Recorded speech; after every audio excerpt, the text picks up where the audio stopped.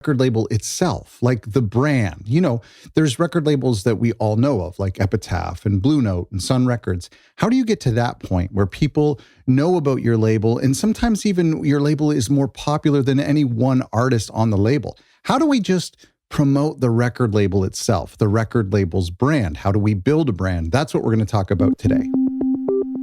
I've got 5 ways that I think you can promote your brand, your record label itself, outside of the albums and singles and artists on your label. A huge shout out to my friends at Groover for making today's episode possible. But Groover is this incredible tool that you can use to promote your singles. I know we're talking about record labels and promoting record labels, but if you want to promote a new song or a new album, I use Groover all the time. I've used it for all of my new releases in the past couple of years. In fact, one of the record labels here in our community was the one that told me about this platform. And so basically what you do is you upload your artist's new single, or if you're an independent artist, you upload your new single, and it gets you access to all these different playlist curators and bloggers and music writers. And if you use it really intentionally, where you look for playlists that are super relevant to the song that you're releasing, the genre, the aesthetic, everything about it, and you send them a personal message and say, hey, I think this song would be a good fit for such and such playlist, you're going to have way more success than if you just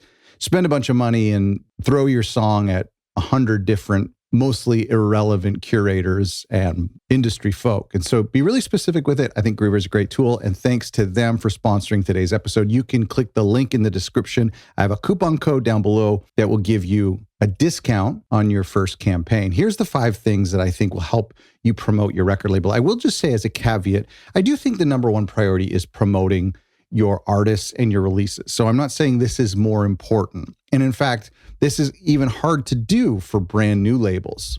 But I do think your priority should be the artists' releases and the artists themselves. But there comes a time when you're ready to start building up your record label's brand as well. How do you do that? Step 1.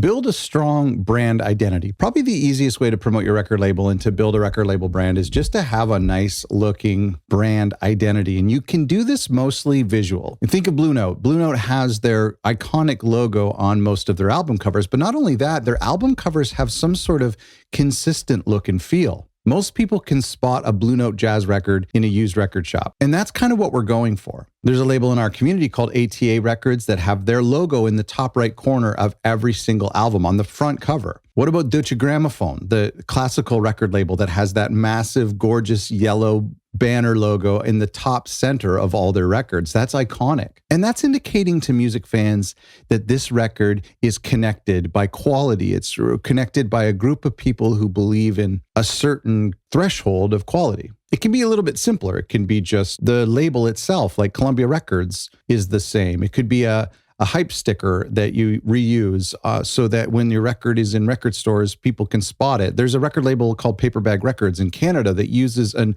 obi strip or those cardboard spines on all their records, and they use a similar template. Now, they change the colors and the information, but you can spot it a mile away. You can recognize this. And so if you or a music fan has enjoyed a record before that has this similar design, and then you see another record by a different artist with that same look and feel, you're like, well, I really like that record. I'm probably going to like this record as well. It's that visual connection.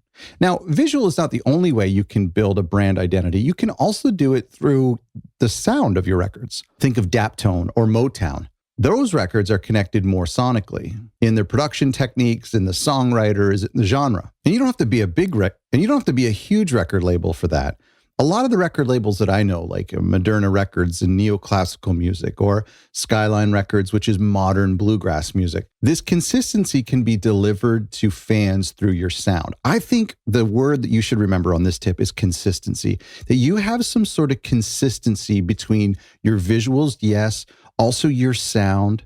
But consistency can also be found in weird and other ways. Like perhaps all of your packages are super deluxe. Like our friends at Full Plate, they do incredibly deluxe packages that include more than just CDs, tapes, and vinyl, other objects as well. Or our friends at Trouble in Mind Records, who use pricing as their consistency. They always tried to keep their prices. Now, this was about 10 years ago, but they tried to keep their prices under $20 for records in record stores. That was really huge. And so their kind of like more affordable pricing structure was what fans associated with their brand. Okay, tip number 2 as a way to promote your record label is to showcase your catalog. Your catalog is your legacy. Your catalog is ultimately the long-term thing that people will know you for. And there's huge power and strength in a great catalog. What do I mean by catalog? A catalog, and for any brand new record label out there, this is something you're going to strive for. It's not something you can create today or even in the first year. But your catalog is all of the releases you've ever released on your record label that you have in your repertoire moving forward, hopefully forever. That's your albums, your singles, your EPs, your live albums, your compilations, your Christmas albums. When a music fan goes to your Bandcamp page, one of the best places to see the entire catalog of a record label, they look at all of the forward-facing album covers. And like we mentioned in tip number 1, if everything looks consistent and sounds consistent, now your record label is more than just a logo. It's more than just one album. It consists of all 20, 30, or 200 or 300 albums. Of course, there's labels like Def Jam that become home to the iconic original hip hop albums, or labels like Sub Pop that become known for that scene in the Pacific Northwest in the late 90s, and then again in the indie scene in the early 2000s. Just don't underestimate how powerful a collection of great records, great songs can be. It creates this family of artists on your roster who are like-minded and create similar styles of music. A great record label catalog can also attract sync agents and music supervisors who are looking for a specific sound. They come to you and they're excited because you represent a big catalog of this type of music. There's a record label in our community called Heart Dance Records that releases almost an album a week or more, and they represent hundreds of new age instrumental music. They have an incredibly powerful catalog. Work on building your catalog. Tip number 3. Community over content. What is community and what is content? Well, content, I'm referring to you trying to post things on social media, creating videos, creating graphics, working on your website, doing things that you think are moving the needle. Maybe they are, maybe they're not. Either way, it's hard to do. Community, on the other hand, are real people that you connect with on a real level, either in person or online. I think you should focus more on building community than on making content. We recently talked to a record label who was focusing on a specific genre, and they wanted to kind of embed themselves in the community of this music in their local city, but there wasn't a community of people celebrating this music. And so guess what? They had to create one. It's hard work. Making community is really hard work, especially for people who are introverts who are hoping to build a record label online by themselves. That's hard to do. We had a label on the show last week called Lohihi Records in Hawaii. The founder, Dean, was lamenting about how difficult it was to make social media content. Social media just wasn't his thing. Instead, he hosted a listening party, a real in-person event at a local bookstore where he brought in 30 or 40 people to just listen to the new release on a gorgeous stereo, sit in chairs, and drink wine and cheese. Now, that sounds like a lot of work, but that impact of doing that event is massive. Remember the interview I did with Analog Trash, where they meet every other month with their label mates on their roster over Zoom, and they just talk about one topic every single time they get together. Community is about generosity. It's about bringing people together and meeting the needs of artists and the other artists they work with. It's about meeting the needs of people in the music industry, like venue owners and photographers and mix engineers. It's also about meeting the needs primarily of the music fans and bringing all of those groups together. You can collaborate with other musicians who aren't on your label, with music industry people, and most importantly, with other record labels, either in your city or just in your genre across the world, doing co-releases or just getting together once a month. There was a record label I do know, and then we were meeting every couple of months on Zoom and just talking and just sharing and saying, hey, I found this resource, you should check it out. Or I wasted a bunch of money on this thing and you should not do it. Community over content. Don't worry so much about creating content and even creating products. Worry more about creating a community. Okay, number 4, own your genre. It's really important that you just name your genre, And ideally, you want to be really specific. I don't want you just to say pop or rock. I want you to narrow down as narrow in your genre as possible and even create a brand new genre that's specific to you. And then guess what? You get to own that genre. You are now the home of that genre. This is how you promote your record label. And then guess what? Promoting your record label becomes more of a Trojan horse strategy because what you're doing is you're actually promoting the genre.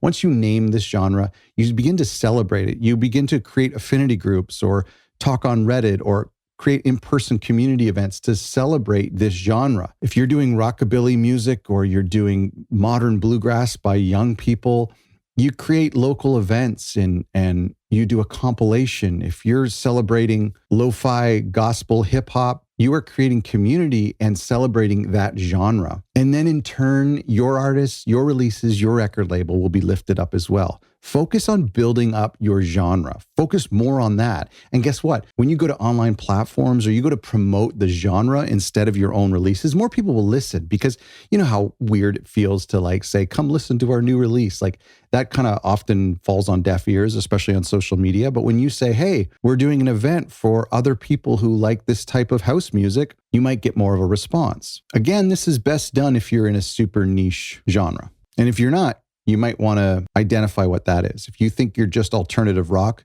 maybe say, well, we're alternative rock, but from Sweden or Brazil. Finally, number 5 is think beyond digital. And we've been talking about this whole time. Businesses can actually break the modern mold super easy. And that means, and by doing just old-fashioned traditional things. How many record labels do you know that post on Instagram on a given week? Well, I know several thousand. How many record labels do you know that pick up the phone and call the customer that has ordered the most from their Shopify or Bandcamp store? I know of 0. I don't know any record labels who do that. People are kind of getting a little tired of online marketing and social media and are feeling a little bit more nostalgic for the old way of doing business. And I think there's an incredible opportunity here. A few years ago, my label had an artist who was coming out with their second album. 2 years prior, they released their first EP. A bunch of people ordered that CD and the digital album. And now we had his second record coming out. And we were looking for ways to promote that second record. And we realized that on Bandcamp, we had the mailing address for everyone who bought his first album. And so we thought, why don't we make postcards advertising his new record? And we physically mail those postcards to everyone who bought his first album. It was super cheap. It was really novel and fun. Ironically, using like a super old technology, postcards in the mail, and it went really well. I mean, digital marketing is super competitive. It costs a lot of money. It takes a lot of time. And we're not really seeing the impressions or the engagement that we want to see, especially when we're just advertising things. But it's the competitive nature of digital marketing that inherently makes non-digital marketing way less competitive. Every record label is on Instagram. Most every record label is on Bandcamp.